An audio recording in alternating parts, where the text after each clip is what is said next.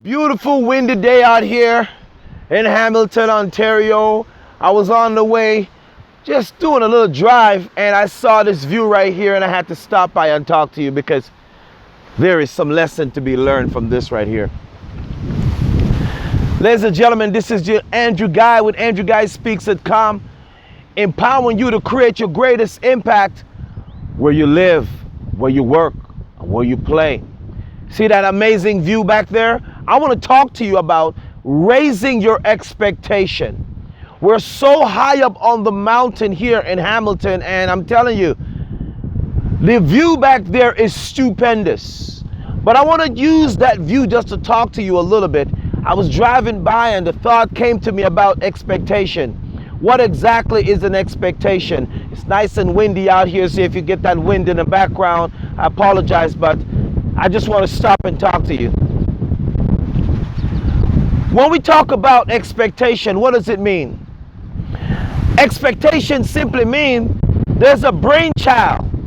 Brain, get it? Brainchild. There's something on your mind. There's something that bothers you. That's something that you're supposed to get done before you hit the grave. There was something that's inside of you, almost like a pregnancy, a baby, and it's pushing back and forth, it's stretching, it's moving. You can feel that uneasiness, almost like the same movement or the same feeling that a pregnant mother will go through. I don't understand. I couldn't tell you what it's like to be a pregnant mother, but I am a father of two handsome sons. And I'll tell you this,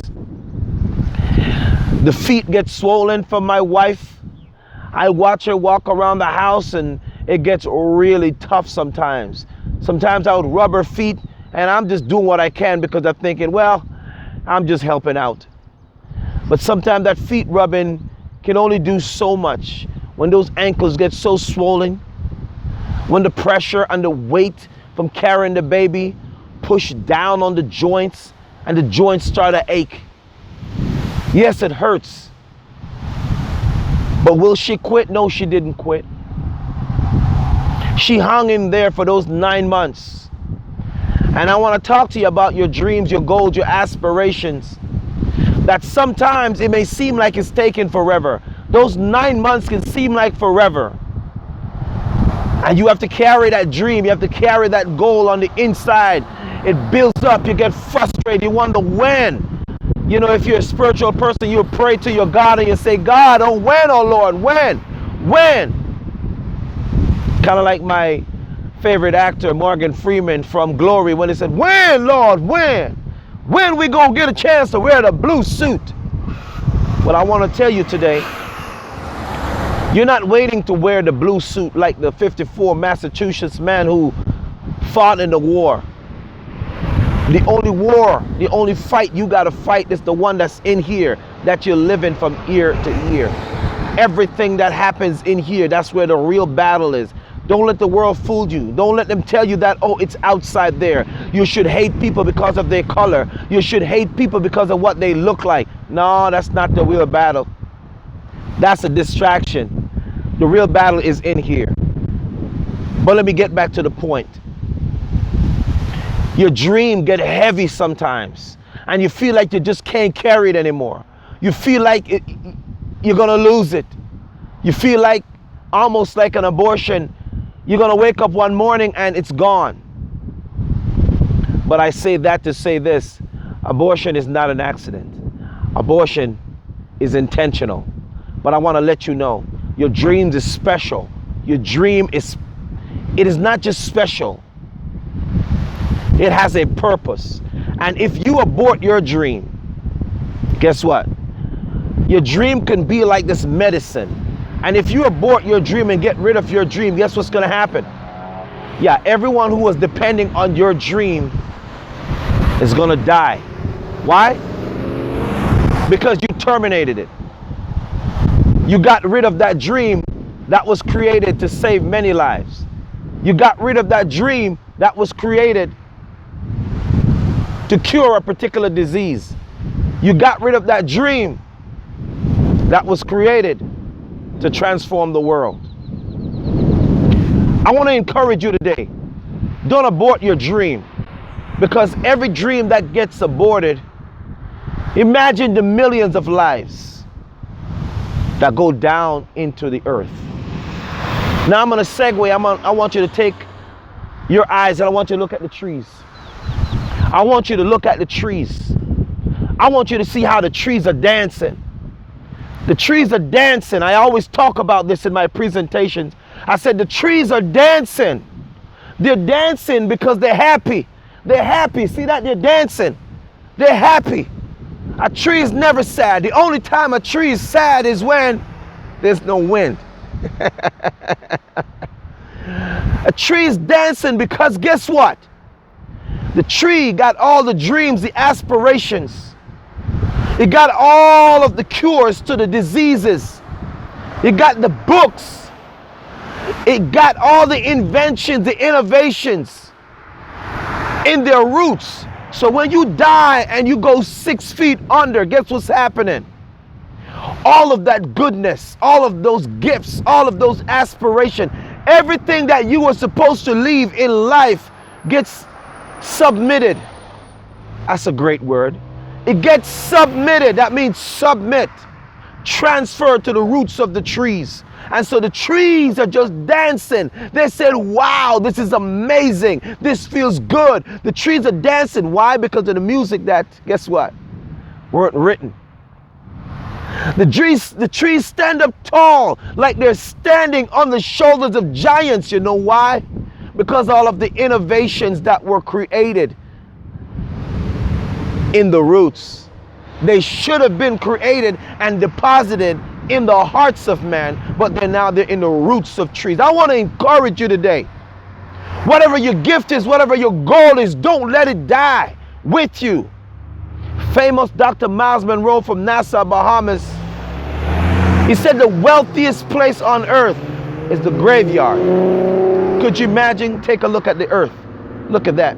How could that be the wealthiest place? I want you to change your focus. I want you to look up here as we stand on the mountain in Hamilton, Ontario. And I'm going to let you know that the wealthiest place is no longer the graveyard. The wealthiest place is no longer the graveyard. You know where the wealthiest place is? It's in you. The wealthiest place is you. The wealthiest place is inside of you. It's in every living human being that you see that mobilize and walk upon top of this earth. Do you know why? It doesn't matter if they're black, if they're white, if they're pink, if they're purple, if they're gray. If you want to see a color, then that's where you get stuck, because color is only the front door. But you got to open up the door, get on the inside of the house so you can roam around and see that you're walking in a mansion. That's a metaphor, by the way. The mansions represent all the goodness that people have to offer. There's another great song that says it takes every kind of people. I don't care if you're black, I don't care if you're white, I don't care if you're Chinese, I don't care if you're Mexican. Guess what? If you got that human in front of your name, then guess what? You're special, you're amazing, you're meant to be here. There's a whole bunch of nonsense that happened in this 2020. Yes, Corona came, but Corona set a lot of things in perspective. Corona pressed the reset button to a lot of things that were happening, to a lot of people who were just sitting down, to a lot of people who just became complacent, to a lot of people who didn't have a vision, to a lot of people who, well, didn't even know themselves, to a lot of people who were just, let me say it, just going to church, didn't have a purpose for living. But wake up. I'm here to let you know, I wrote a book called The Anatomy of the Kingdom and the Power of Community. It's about community. The church is not a building. The church is not four-wall. Corona, COVID-19 proved that, didn't it? It sure did. Because when the church building got locked down, many of you were frazzled. Your religious feathers became shook.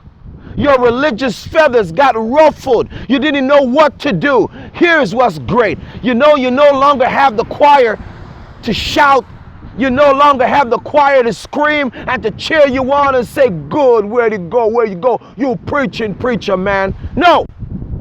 Now you have to stand up And by faith, you have to speak that word without a cheerleader. You have to speak that word without the pianist playing, talking about do-do-do-doom. You have to speak that word by faith and hoping that you're sowing that word. You're sowing that word by faith. No longer have the cheerleader.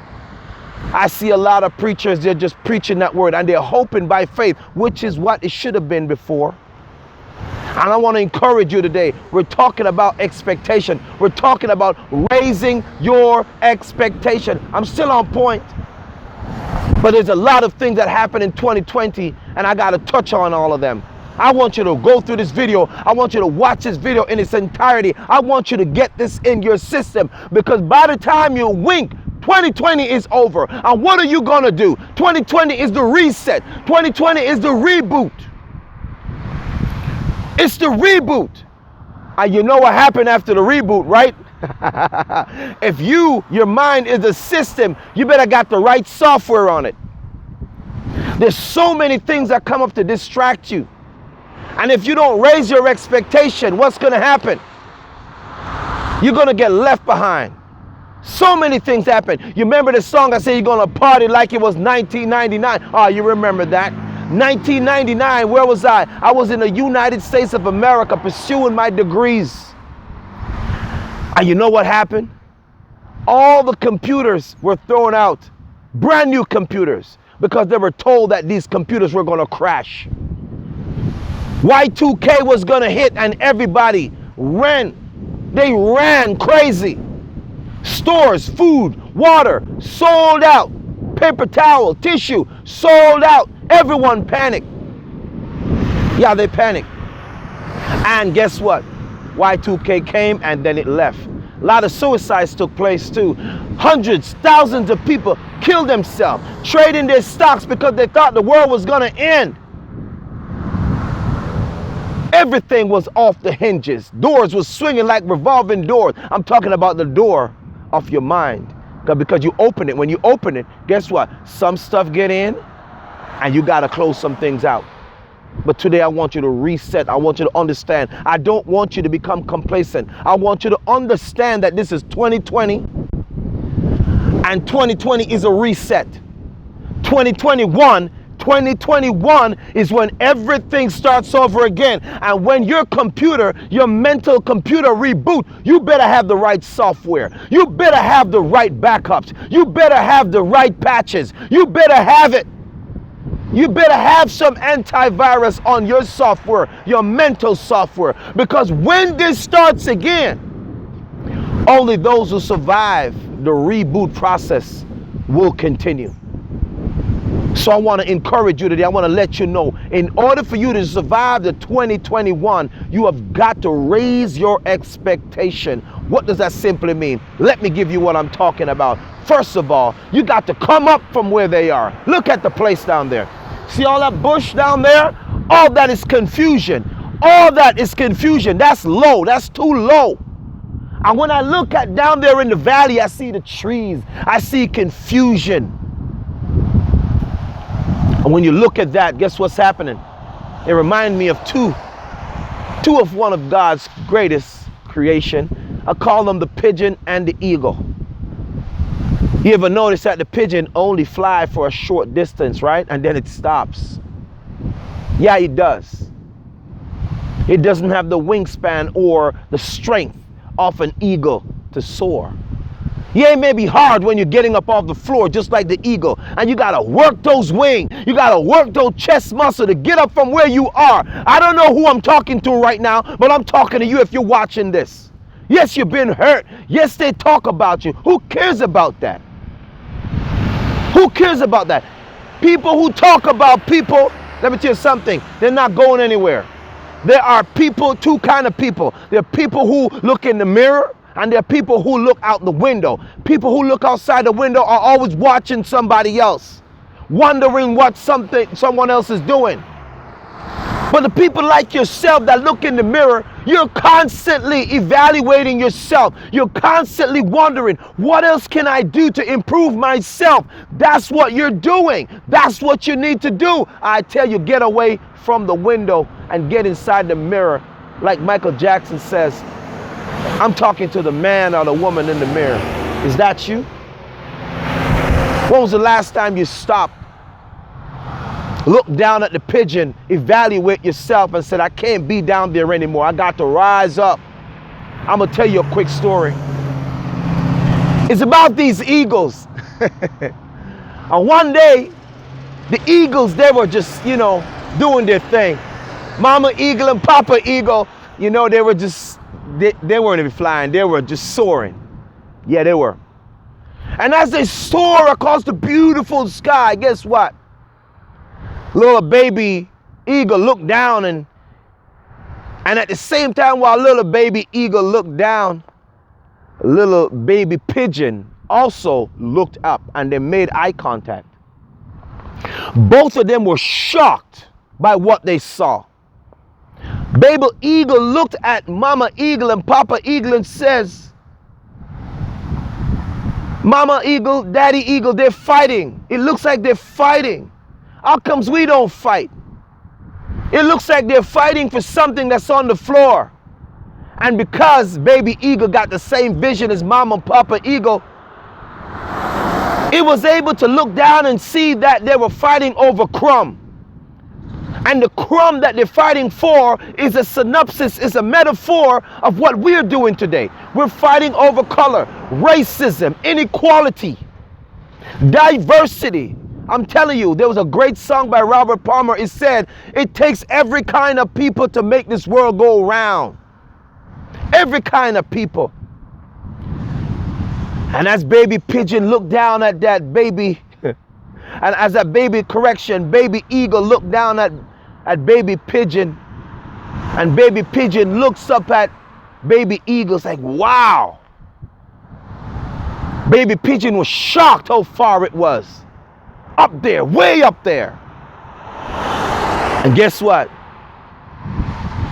Baby eagle was also shocked to see how far down it was. But then baby eagle got sad, started to cry. You know what baby eagle said? He said, Mama, Papa, why are they fighting? They look so sad. They look so confused. They're upset. They're fighting against each other. They're pulling each other down. I wonder if they can come up here. I wonder if they can come and fly with us. I wonder if they could come and soar and then see what the cloud looks like from a closer view. I wonder if they come and can see how beautiful the trees look down there from up here. But guess what? Mama eagle started crying. Papa eagle went over to Mama eagle and stretched out its wing and said, don't need to cry anymore, sweetie. Ain't no need to cry anymore. They had their chances. Baby eagle said, what do you mean? Papa eagle said, they had their chance too. This is not about inequality. This is not about the size of my wings, 7 foot, where I can stretch out. Papa eagle said they had their chance. They used to be one of us, but they fell out from among us. And they started lowering their expectation. That's why they can no longer look up. That's why they can no longer be up here with us, because they lowered their expectation. And so even the diet that they start to have could not be any further than the floor. Because they're not willing. They're not willing to get up. They're not willing to do the work. They're not willing to put in the time. They're not willing to put in the effort. They're not willing to have that loyalty. They're not willing to have that love for each other. They're not willing to have that commitment. They're not willing to have that honor. They're not willing to look past what they see so they can see what they're looking at. Yeah, it was a story about why the eagle cried. The eagle cried because the pigeon used to be one of them. But because it kept lowering its expectation, he is now fighting among the bushes. He's now fighting amongst the thorns. He's now fighting amongst all the jungle and everything and every mishap that's happening down there. Can't get no higher than the floor. That's why the pigeon walks around and eat dung and think it's food. Many of us are doing the same thing. And they fight against each other. Many of us are doing the same thing. We fight against each other. We curse each other. We put each other down.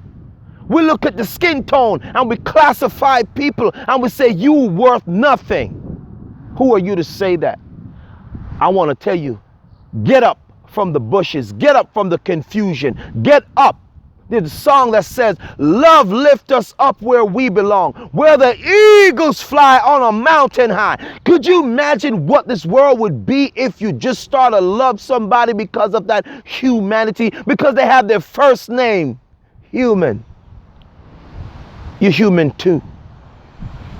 As I said, I was just on my way and I just had to stop. I got to stop. This was bursting on the inside of me. I had to stop and talk to you about raising your expectation. Because if your expectation is low, you're going to be just like those pigeons. You're going to be down there for life, eating the crap, eating the smack, eating everything that comes to your mouth. And you're going to think it's a diet. It's not. It's a reduced form of where you used to be. You used to be just like the eagle. Up there, up there, up there. Raise your expectation. Martin Luther King said it best. He said, I've been to the mountaintop. I've seen the promised land. My eyes have seen the glory of the coming of the Lord. What have you seen? There ain't no glory down there. What have you seen and what have you been looking at? There is no glory down there. Confusion. Get up from among them. Get up. Get up from among them. Get up. Stop being a pigeon. Get up. Get up. Change your position. Change your perspective. You're not poor because of your color. You're poor because of the choices that were made. Some were made for you. Some were made against you. But I want to encourage you. I want to encourage you. You're human. You're just like me. You're just like me, man. You're just like me. Not many people see me up here. I'm talking to thousands of people. I'm doing conference. I'm traveling different countries. I'm writing books. I'm teaching. I'm doing all of these different things. I'm coaching other people. Yeah, Andrew. Yeah, you got it, man. You know, you playing golf. You know, you got it. You got it. You got it. You got a beautiful wife. You got two handsome sons. You got it going on. You got it made. Shut up. You don't know nothing. You don't know nothing about me. But let me tell you a little something. I used to be one of those pigeons. I used to be down there. I was so depressed. I used to be down there. Never thought I was ever going to get up there. I used to be just like one of those pigeons down there. Confused. Couldn't read. I was illiterate. Could not read even at age 14. Dumb as a bat. I was so confused, man. Didn't get to go to school. But that ain't an excuse. I was beaten, man. Grew up in foster homes, man. It was hard. It's difficult. But one day the good God, can I say that? The good God made a way, and I'm here today. And that's why I travel and tell people that you got to raise your expectation. Because if your expectation is high, your circumstances will change also. I want to let you know you can change your circumstance. You can change your situation. How in the heck is that possible? Hey, listen. Let me sit down. I'm getting too hype. I'm getting too hype. There's a difference between situation and circumstance. A situation is the reality. A situation, like a situation, I am sitting on this sidewalk right now, couple hundreds of feet down there, and I'm looking out on Lake Ontario. That's a situation. Circumstance is how you see yourself in the situation. Circumstance, I will say it again, is how you see yourself in this world in a particular situation. Here's an example. There was a story that was given by this great speaker. He said that two guys went to Africa, for example, and they were sent there as sales individuals. And he said, listen, man, let me talk to you about something. Before they left, the owner of the company said, I want you to go over there. I want you to tell me what you see and come on back and give me a report. I'm thinking about expanding my business and I want to see what's possible. You hear that word again? Possible. And so the two guys got up and they went on this long journey and they went to Africa. One of them came back and said, man, it's a terrible place. It's beautiful. Sun is shining. They ain't got no winter over there. Oh, and the animals are amazing. But you don't want to do business over there because the people, they're barefoot. They're poor. They live in the garbage dump. That's what one person see. Other one came back and said, wow, it's amazing over there. I love the weather and there is no winter over there. But you know what I saw? I saw an opportunity for us to make shoes and ship to these individuals so they can have shoes on their feet. I see a business opportunity. And guess what's amazing? If we make them beautiful looking sandals with the wonderful colors on there, then they can still get to see their beautiful feet. I see an opportunity to launch a product. I would imagine that one person that came back with a good report transformed their company. So I ask you, what do you see? Are you down there with the pigeons? Are you going to get up where the eagles are? Here's another one. This is the famous one, by the way. You ever heard the story about the promised land in the Bible? Yes, I'm sure you have. Yeah, Joshua and Caleb, they went over there to see the promised land, to scout it out, to see what's going on the other side. You know, the land of milk and honey. Yeah, they were sent over there as spies to go check out the land. Well, another group of haters came back and said, well, it's nice, it's beautiful, just like the two salesmen that went to Africa. I said, yeah, it's beautiful, but guess what? The people in the land are giants. We look like little grasshoppers to them. There's no way we can go and take the land.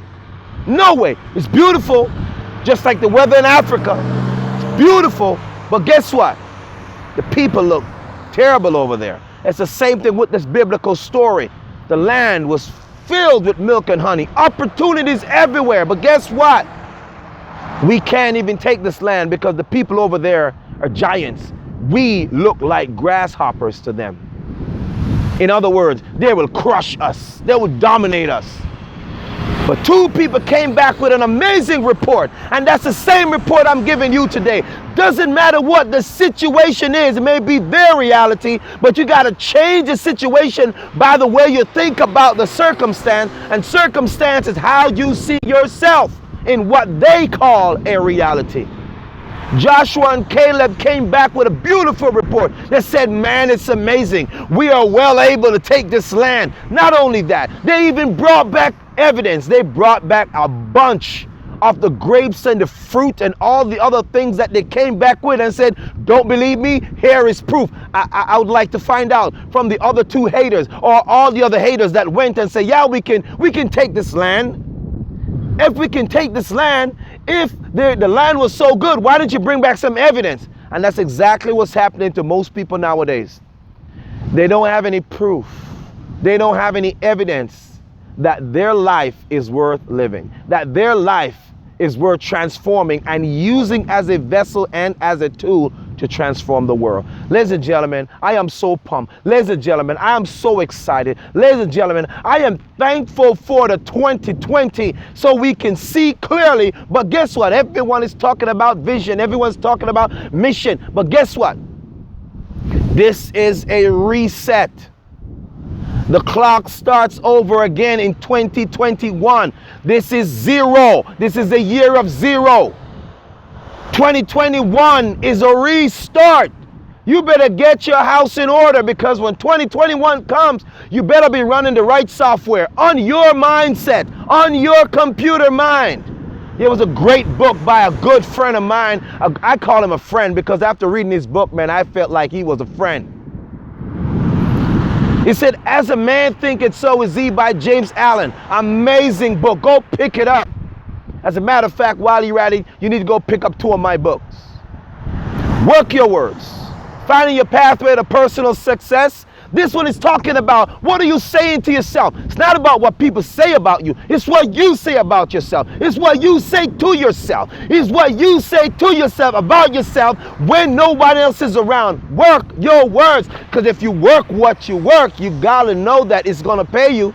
Words are like work. When you work them, they'll give you a dividend. What are you working? What words have you been working lately? Are you working idiot? Are you working I can't? Are you working I don't know if I can do this? Are you working that I am so dumb? Did I say dumb? Apologize for those who may be offended, but let me talk to you about dumb. I am the chief of dumb. I couldn't read when I was 14. I struggled all the way to school, almost quit. Yes, almost took my own life because I was looking at my situation. Little did I know that my circumstance and the way that I was thinking is what's going to get me out of that hellhole. Let me tell you something. I was so dumb, man. Frustrated, couldn't read. I used to cry to go to school, didn't get a chance to go to school. But here I am now. Here I am now, by the grace of God, not because of what I am, not because of who I am, because he's no respect to a person. By the grace of my Creator, I am here. I'm supposed to be dead. Oh, did you say dead? That's exactly right. I sit down and talk to my mama all the time. That's another good thing you got to do if you're going to raise your expectation. You got to honor your mother and father. So God, it will be well with you. It will be well. This is W. It will be well and you will live long. That's it. The power of your life and the longevity of your life and your personal and professional success is in honoring your mother and your father. Don't skip that. That's a nugget. You better take that and put it in your pipe and smoke it. I'm not a smoker. I'm just telling you that when the rubber meets the road, smoke is gonna come. That's the kind of smoking I'm talking about. And man, I was so dumb, man. Not only was I dumb, but death came knocking at my door, as I mentioned to you. My mama told me that one day she was walking across the street in Kingston. I was born in Kingston at Jubilee Hospital. And as she walked across the street trying to get some food for us to eat, she fell, bam, face down in the middle of the floor. And I tell you, traffic was coming. And she thought about not getting up. But I remember the words of Mandela. He said, it's not how many times you fall, it's how many times you get up. Because every time you get up, and I want to encourage some of you, you got to get up. I don't know where you are. I don't know how long you've been sitting there. You got to get up. Here's another story. I'm throwing them at you as the Lord gives them to me, as they come to my brain. There's a guy that was sitting at a pool for 38 years. He was crippled. And he was begging people to put him in the pool so he can get healed. 38 years, that's a long time. That's too long. Yeah. Too long. Too long for you to be down. Too long for you to be waiting. Too long for you to be thinking that you are nobody. You're somebody. Your life is worth something. 38 years. So let me use that to tell you the story. Mom fell down and she was wondering if she should get up. The Lord says, get up. God spoke to that woman and said, get up from the street. Cars are coming, get up. She managed